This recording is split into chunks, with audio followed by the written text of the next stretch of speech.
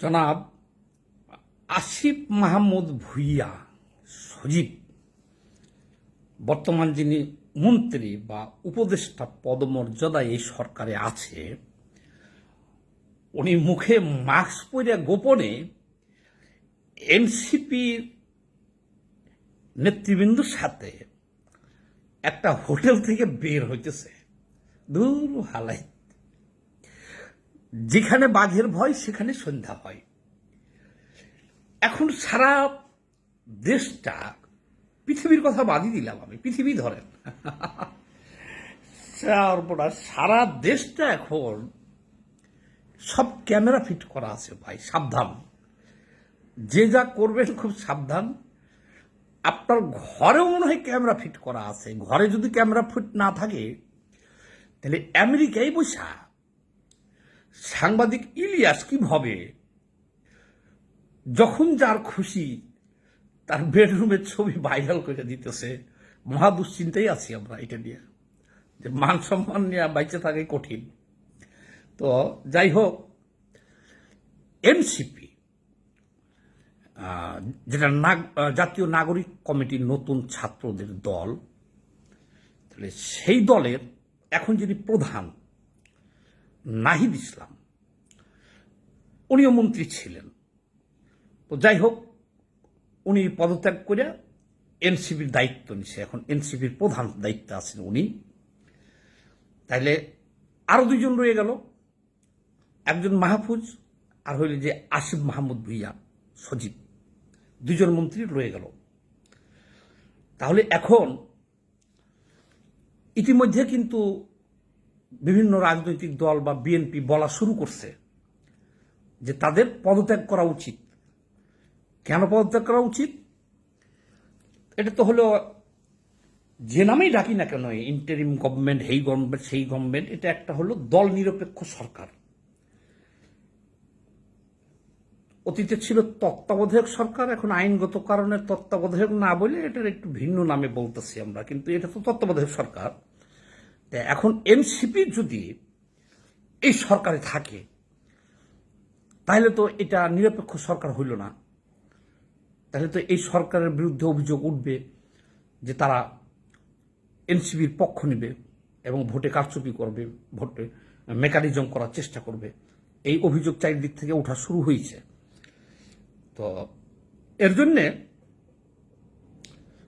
এই সজীব মাহমুদ ভুঁইয়া, নাকি সজীব মাহমুদ ভুঁইয়া বলতেছি, যে আসিফ মাহমুদ ভুঁইয়া এবং মাহফুজ, যে দুইজন এখন মন্ত্রী হিসেবে আছে, এরা কিন্তু বলছে যে আমরা ওই দলের সাথে আমরা নাই।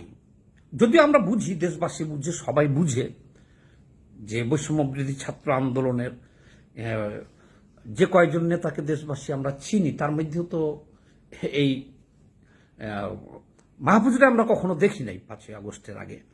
কিন্তু এই আসিফ মাহমুদ, উনি তো যে 4-5 জন নেতাকে দেশবাসী চিনে বৈষম্যবিরোধী ছাত্র আন্দোলন, তার মধ্যে উনি একজন।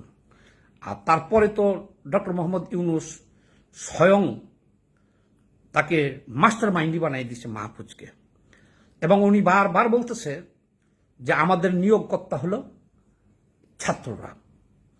তাহলে এই ছাত্রদের কর্তৃক নিয়োগ পাইছে এই সরকার, সেই ছাত্ররা একটা দল করছে, সেই দলটার নাম হলো কি এনসিপি, জাতীয় নাগরিক পার্টি।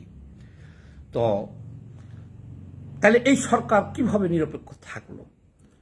তো যাই হোক, যদিও এই প্রশ্নটা বিএনপি থেকে উত্থাপন করছে, আরো সবাই বলা বলি করতেছে, কিন্তু এই উপদেষ্টা দুইজন এরা বলছে যে ওই দলের সাথে আমাদের কোনো সম্পর্ক নাই। তো ভালো কথা, সম্পর্ক নাই, বরঞ্চে ওনারাই বিএনপিকে বলছে যে বিএনপি ঘেঁষা যে 3 জন উপদেষ্টা আছে, আসিফ নজরুল সহ আরো 2 জন আছে, ওয়াহিদুদ্দিন আর হলো কি, আর একজন হলো কি আদিল সাহেব মনে হয়, মানে এই 3 জনকে বলছে এরা বিএনপি ঘেঁষা, এদের পদত্যাগ দাবি করছে। আর এই আসিফ মাহমুদ আর মাহফুজ বলছে যে আমাদের সাথে এনসিপির কোনো সম্পর্ক নাই। খুব ভালো কথা।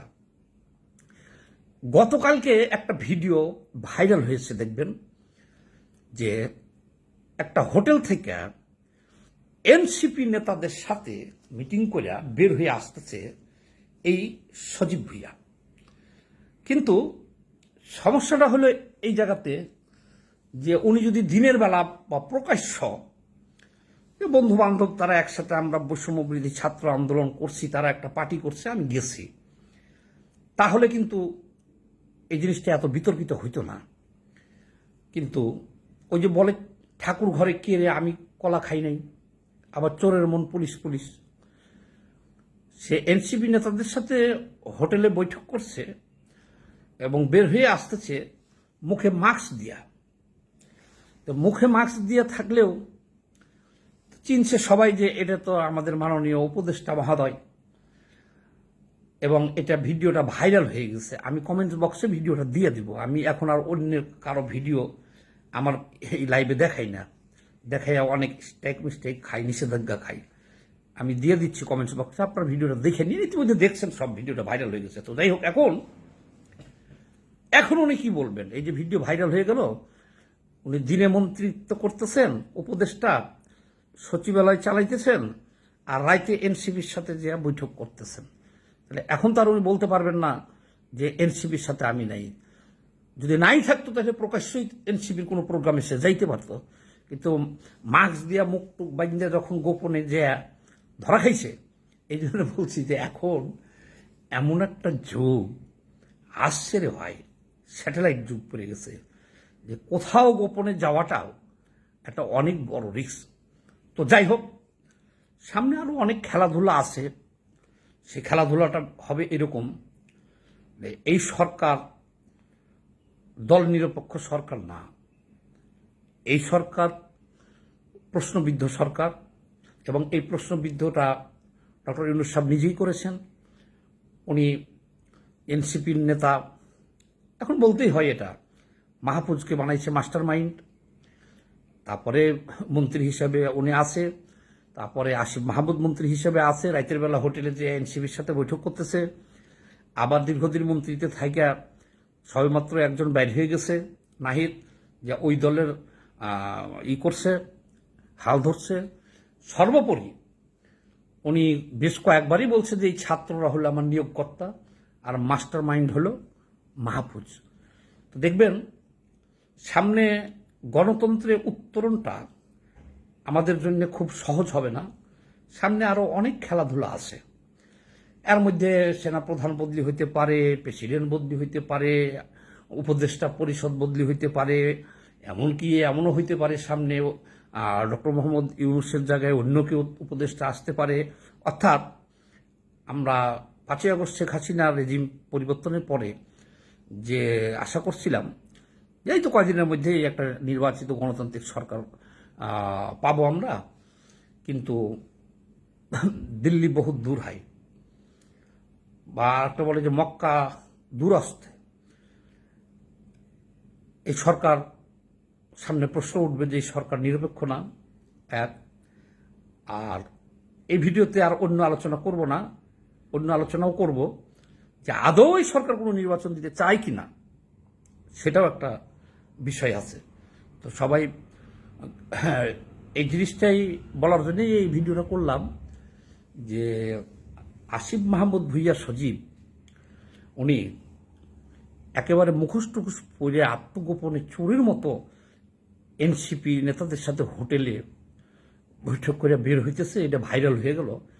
এখন সবাই তো কয়েকদিন আগেই উনি বলছেন যে এই দলের সাথে তার সম্পর্ক নাই। তাহলে এখন পর্যন্ত উনি বলার সুযোগ ছিল যে এটা এআই এর যুগ, এটা আমি না, কারণ উনি মুখোশ টুকোশ পরা ছিল। কিন্তু এখন পর্যন্ত উনি কোনো প্রতিবাদ করে নাই, যেহেতু সেটা উনি এটা মাইনেই নিচ্ছেন, উনি নিজেই আছে। তো যাই হোক, এই সরকার প্রশ্নবিদ্ধ হয়ে গেল, এবং এই সরকার হলো এই সরকারের দল হলো এনসিপি, এটাকে বলা হয় কিংস পার্টি, এবং ছলে বলে কৌশলে এই দলকেই একটা সুবিধা আগামী নির্বাচনে দিয়া বা টোটাল ক্ষমতাটাই তাদেরকে আনার জন্য চেষ্টা করবে তত্ত্বাবধায়ক সরকার, এটা সবাই এখন আমরা ধরে নিয়েছি। সবাই ভালো থাকবেন, ধন্যবাদ।